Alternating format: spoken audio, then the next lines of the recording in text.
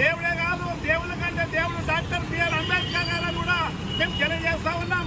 ఎందుకంటే ఈరోజు ఆయన రాజ్యాంగం వల్లే పేద మధ్యతరగతి కుటుంబాలు కూడా సురక్షితంగా జీవిస్తున్నారంటే ఆ రోజు ఆయన చేసినటువంటి కృషి ఫలితంగానే మనం తెలియజేస్తున్నాం.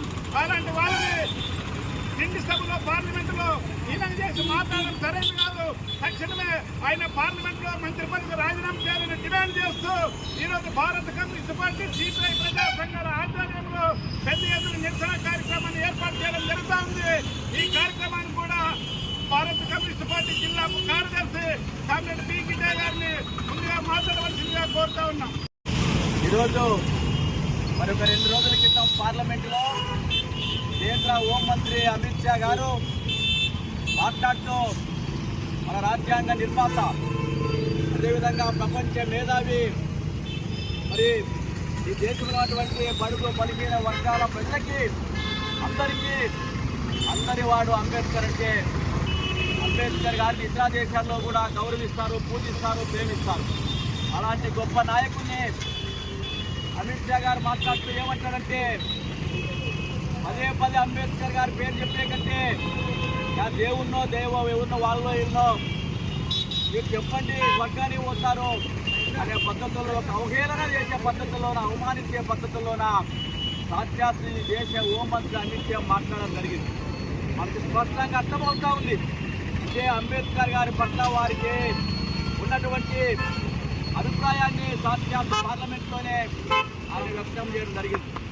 మనం ఒకటి అడుగుతా ఉన్నాం, తక్షణమే అంబేద్కర్ గారిని అవమానపరిచే పద్ధతుల్లో మాట్లాడినటువంటి కేంద్ర హోంమంత్రిని నరేంద్ర మోడీ బర్తరఫ్ చేయాలి.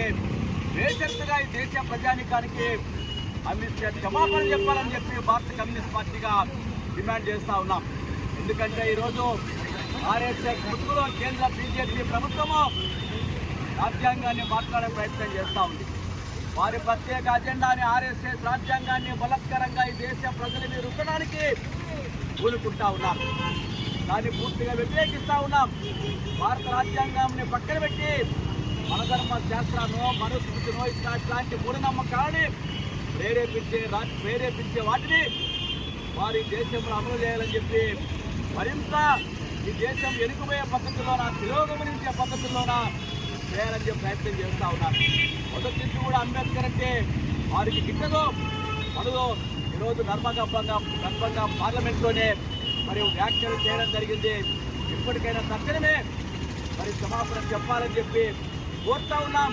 లేదంటే దేశవ్యాప్తంగా ప్రజలంతా రోడ్డులోకి వస్తారో, గట్టిగా మీకు వ్యతిరేకంగా మాట్లాడతారో, పోరాటం చేస్తారో, ఈ దేశ ప్రజల ఆగ్రహానికి గురికాకముందే తక్షణమే చెప్పాలని చెప్పి నరేంద్ర మోడీ కలగ చేసుకుని హోంమంత్రి నుండి బర్తరఫ్ చేయాలని చెప్పి డిమాండ్ చేస్తూ ఉన్నాం. రాబోయే కాలంలో ఈ రాజ్యాంగాన్ని పరిరక్షించుకోవడం కోసం, ఈ మతోన్మాద శక్తులకు వ్యతిరేకంగా ఈ దేశ సమగ్రత కోసం కమ్యూనిస్టు పార్టీ రాజ్యాంగ పరిరక్షణ కోసం ప్రజల పక్షాన మరింత రాజ్యాంగాన్ని కాపాడుకోవడం దాంట్లోన ముందు వరుసలో ఉంటుంది, పోరాడుతుందని చెప్పి ఈ సందర్భంగా తెలియజేస్తూ సెలవు తీసుకుంటా ఉన్నాను.